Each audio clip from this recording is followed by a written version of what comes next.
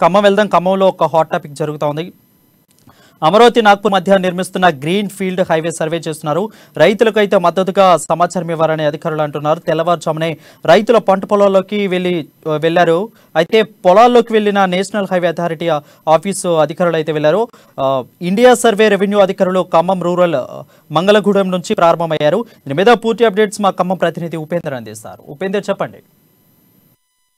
Right Varun, Khammam జిల్లా నుండి Amaravati Naguru greenfield highway సంబంధించిన సర్వే ఈరోజు ఉద్రిక్తతకు దారి తీసింది. తెల్లవారుజామునే భూ నిర్వాసితుల రైతుల గ్రామాలకు వెళ్లి రైతులను గృహ నిర్బంధంలో పోలీసులు ఉంచారు.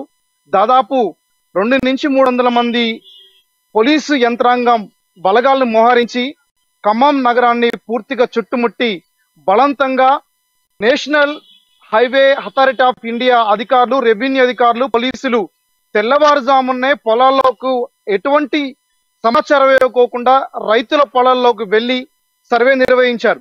ఈ సర్వే తెలుసుకున్న రైతులు, భూ నిర్వాసితులు, భూ నిర్వాస సంఘ నాయకులు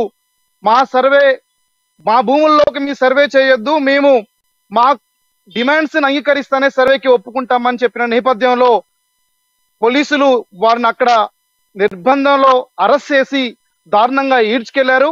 ఒక రైతు ఆత్మహత్యయత్నానికి కూడా పాల్పడ్డాడు.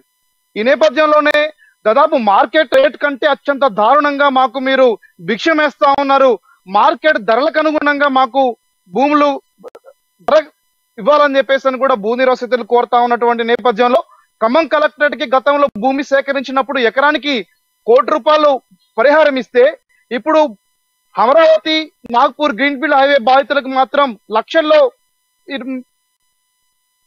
వాల్యూ కట్టిస్తున్నారని చెప్పేసి రైతులు ఆరోపిస్తా ఉన్నారు. అదే తరుణంలో రైతులకు సంబంధించిన సమస్యల మీద ఇప్పటికే గతం నుంచి ఆందోళన చేపడుతున్నటువంటి రైతు సంఘ నాయకుల్ని అతి కిరాతకంగా పోలీసులు అరెస్ట్ చేసి ఈ రోజు స్టేషన్ తరలించినటువంటి సందర్భం ఖమ్మం నగరంలో చోటు చేసుకుంది.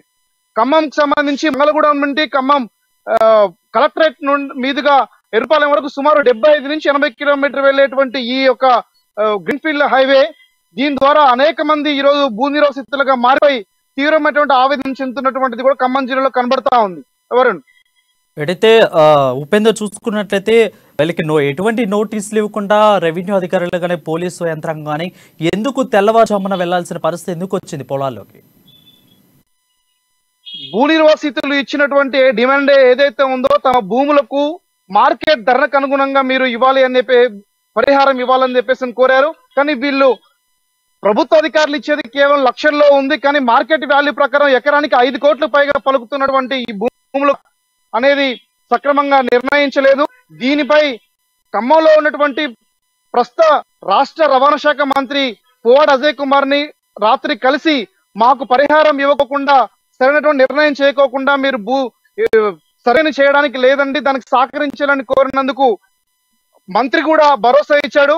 భూములకు పరిహారం ఇచ్చేంత వరకు మీ భూములకు రక్షణ మాది అని చెప్పేసి భరోసా ఇచ్చిన నేపథ్యంలో కూడా తెల్లవారుజామునే ఈ సర్వే పూర్తి చేసేస్తే సక్రమంగా తన పనులు, తన వ్యవస్థని నిర్మాణానికి ఉపయోగపడుతుందని భావించి తెల్లవారుజామున వెళ్లారు. అరుణ్, అయితే ఫైనల్ గా వాళ్ళ డిమాండ్స్ ఏముంటాయి అంటే వాళ్ళు అక్కడ ఉన్న ధరలకు అనుకూలంగా ఇవ్వాలనే, లేదంటే అసలు ఓకే మీరు ధరలకు ఇస్తే మేము మా పొలాలను ఇవ్వడానికి సిద్ధంగా ఉన్నాము, ఎలాంటి డిమాండ్స్ వాళ్ళు ఎక్కువగా అడుగుతున్నారు గవర్నమెంట్ ని? మార్కెట్ ధరలకు అనుగుణంగా భూమిని ఖరీదు కట్టించేయండి మీకు ఇస్తామని అంటున్నారు.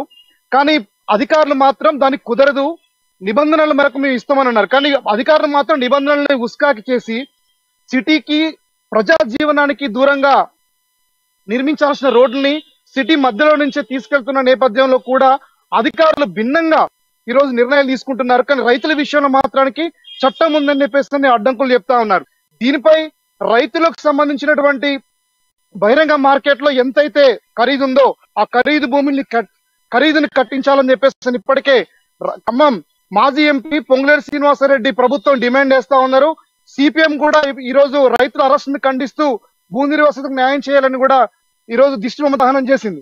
అయితే ఇంత డిమాండ్స్ రేకెత్తేస్తా ఉన్నా సరే ప్రభుత్వానికి సంబంధించిన అధికారులు, హైవే అథారిటీ ఫండ్ అధికారులు నిర్బంధంలో, పోలీసులు బలగాల సహకారంతో పూర్తిగా గృహ నిర్బంధంలో రైతులను ఉంచి అడ్డొచ్చిన రైతులను అరెస్ట్ చేసి ఈ రోజు ఈ నిర్మాణం కోసం అనేక రకాలుగా ప్రయత్నాలు చేస్తూ రైతుల్ని ఇబ్బంది పెడుతున్నటువంటి నేపథ్యం కూడా ఖమ్మం జిల్లాలో కనబడతా ఉంది వరుణ్. అయితే ఓవరాల్ గా చూసుకుంటే ఉపేందర్ ఖమ్మం వాళ్ళ జిల్లాకు డిమాండ్స్ సంబంధించి కి అనుకూలంగా స్పందిస్తుందా గవర్నమెంట్, ప్రతికూలంగా స్పందిస్తుందా, ఎలా ఏ విధంగా స్పందిస్తుంది వాళ్ళకి? రైతులు ఈ రోజు తీవ్రమైన ఆవేదన చెందుతా ఉన్నారు. ఎట్టి పరిస్థితుల్లో కూడా మేము భూమి సర్వేని అడ్డుకుంటామని చెప్పేసి అంటా ఉన్నారు. కానీ అధికారులు మాత్రం మా పద్ధతిలో ఏ రకంగా అయితే ఒక ధర, ఒక నష్టపోయినటువంటి భూమికి 3 రేట్లు మాత్రమే ప్రభుత్వం నిర్ణయించిన రేటు ప్రకారమే కట్టిస్తామని చెప్తా ఉన్నారు. కానీ రైతులు దాన్ని అంగీకరించకపోవడంతో అరెస్ట్ చేశారు. అయితే రైతులు రోజు ప్రభుత్వాన్ని, ఇటు కేసీఆర్ ప్రభుత్వం, అటు కేంద్రంలో మోడీ ప్రభుత్వం, 2 ప్రభుత్వాలు ఒకటే, ఈ 2 ప్రజా వ్యతిరేక, రైతు వ్యతిరేక ప్రభుత్వాలని చెప్పేసి దుమ్మెత్తిపోస్తా ఉన్నారు. అదే సందర్భంలోనే రైతు ఏడ్చేటువంటి రాజ్యం, ఎద్దేడ్చిన వ్యవసాయం బాగుపడదు అని చెప్పేసి పద్ధతిలో కూడా ప్రభుత్వాల్ని ఈ రోజు దుమ్మెత్తిపోస్తా ఉన్నారు. ప్రభుత్వాలపై రైతులు తీవ్ర స్థాయిలో ఆక్రోశం వెళ్ళగక్కుతా ఉన్న నేపథ్యం ఖమ్మం జిల్లాలో కనబడుతుంది. ఓవరాల్ గా రైతులని నిర్బంధించి అటు భూ నిర్వాసితుల నాయకుల్ని అరెస్ట్ చేసి రైతులు పూర్తి వ్యతిరేకిస్తున్నప్పటికీ అధికారులు మాత్రం తమ యొక్క సర్వేని కొనసాగించారు. ఇది రానున్న కాలంలో ఖమ్మం జిల్లాలో ఉద్యమానికి ఎటువంటి రూపం దారితీస్తుంది అనేది కూడా ఈ జిల్లా ప్రజలు ఆసక్తిగా దీని అంశంపై ప్రధానంగా చర్చించుకుంటున్న నేపథ్యం కూడా ఖమ్మం జిల్లాలో కనబడతా ఉంది.